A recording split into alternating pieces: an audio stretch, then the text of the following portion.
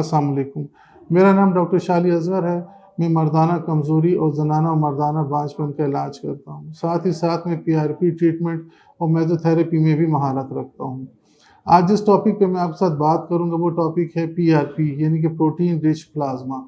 मैं आपको आज के टॉपिक में ये बताऊँगा कि पीआरपी जो है यानी कि जो प्रोटीन रिच प्लाज़्मा थेरेपी है, जो ट्रीटमेंट है, वो हम बॉडी के किन-किन हिस्सों पे यूज़ कर सकते हैं, ये किस तरह बनाया जाता है और इसके क्या-क्या फ़ायदे और नुकसानात हैं। सबसे पहले तो मैं आपको ये बताता चलूँ कि आजकल इसका इस्तेमाल काफ़ी वाफ़र मिक़दार में हो रहा है इस ट्रीटमेंट का। पीआरपी जो है ये हम जॉइंट्स की बीमारियों में, जोड़ों के बीमारियों में इस्तेमाल कर सकते हैं। जिन ख़वातीन के बच्चे नहीं होते यानी कि उनकी जो अंडादानी है वो अंडा बनाने के काबिल नहीं है या कमज़ोर अंडा बनाती हैं, उनमें पीआरपी थेरेपी आजकल यूज़ हो रही है। इसके अलावा जिनके बाल गिर रहे हैं उसमें इस्तेमाल हो रही है। मर्दाना कमज़ोरी जिन लोगों को है उनके अज़्व तनासिल के इलाज में हम यही प्लेटेड रिच प्लाज़्मा को इस्तेमाल कर रहे हैं। इसको बनाने के लिए आप ही का ब्लड लिया जाता है, आपके आईवी आपकी रगों से आप ही का ब्लड लिया जाता है। आपकी उस बीमारी को देखते हुए उसके हिसाब से लिया जाता है। ज़्यादा से ज़्यादा 10 ml तक यानी कि 10 सीसी तक ब्लड लिया जाता है, कम से कम 5 सीसी तक ब्लड लिया जाता है। इस ब्लड को फिर एक मशीन में रखा जाता है जिसको सेंट्रीफ्यूज मशीन बोलते हैं। उस मशीन में इसको एक ख़ास स्पीड पे चलाया जाता है, मख़सूस स्पीड होती है, उस पे चलाया जाता है। उसके बाद उसमें से इस ब्लड को निकाला जाता है। जब निकालते हैं तो उसमें ब्लड और आपका जो प्लाज़्मा रिच प्रोटीन होता है वो ब्लड से अलग हो जाता है। इसमें अगर आप इस ट्यूब को देखेंगे तो नीचे उसके रेड कलर का ब्लड नीचे रह जाएगा, जो प्लाज़्मा रिच प्रोटीन जो होगा प्लेटेड रिच जो होगा ये आपके ऊपर आ जाएगा। वाइट कलर का होगा, यही वाइट कलर का जो आपका ब्लड होगा ये आपके उस मख़सूस हिस्से में लगाया जाएगा इंजेक्शंस के थ्रू जहाँ पे इसकी ज़रूरत होगी।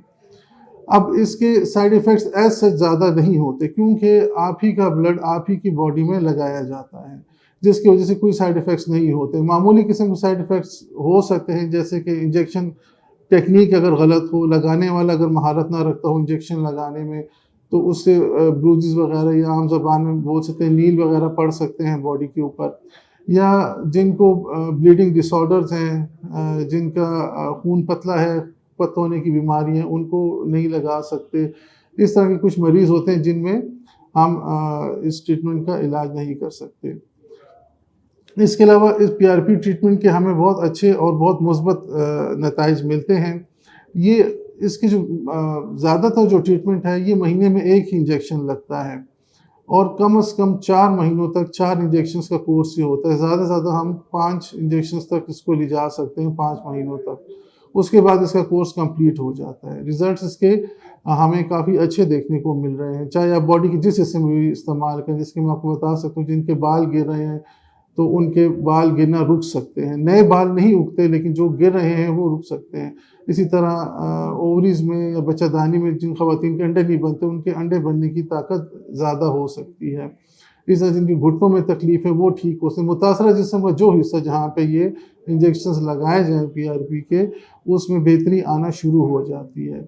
क्योंकि ये जब इंजेक्शन उस मुतासरा हिस्से में जाता है तो वहाँ पे ये ग्रोथ फैक्टर्स रिलीज़ करता है, जिसकी वजह से क़ुव्वत मुदाफ़त बढ़ती है और उसके बढ़ने की वजह से न्यू वैस्कुलराइज़ेशन यानी कि नई ब्लड वेसल्स का बनना, कमज़ोर ब्लड वेसल्स का सख्त होना, ठीक होना, मज़बूत होना, पट्ठों का मज़बूत होना, ये इन चीज़ों आपके ही प्लाज़्मा से बनता है। जैसे कि मैं आपको बता चुका हूँ इसका कोई नुकसान नहीं है, लेकिन इसके फ़ायदे ज़्यादा हैं। तो मकसद ये था कि मैं आप तक आज के इस वीडियो में पीआरपी के बारे में आपको बताऊँ। तो लेकिन एक बात आप याद रखिए हमेशा जब भी आप पीआरपी के अलावा जो भी ट्रीटमेंट करवाएँ, आप एक सनद याफ़्ता डॉक्टर से या सनद याफ़्ता बंदे से आप अपना इलाज करवाएँ। क्योंकि जो बंदे इस पे नहीं समझते, इस इलाज पे नहीं समझते, पीआरपी बनाने पे नहीं समझते, इसको इंजेक्ट करने पे नहीं समझते, उससे आपको नुकसान का सामना ज़रूर हो सकता है। इंशाल्लाह नेक्स्ट वीडियो के साथ दोबारा हाज़िर होऊँगा। अस्सलाम वालेकुम।